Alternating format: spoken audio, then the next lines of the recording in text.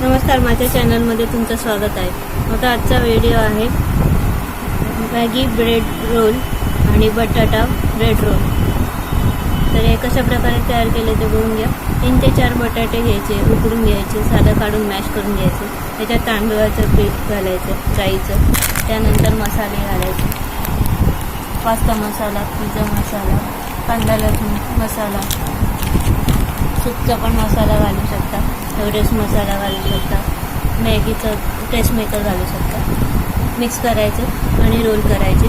त्यानंतर त्याच्यामध्ये तांदळाचं पीठ घेऊन त्याच्यात पाणी घालायचं आणि त्याच्यात टेस्ट मेकर मिक्स करायचं, तिखट मीठ घालायचं आणि ते रोल केलेले त्याच्यात डिप करायचे।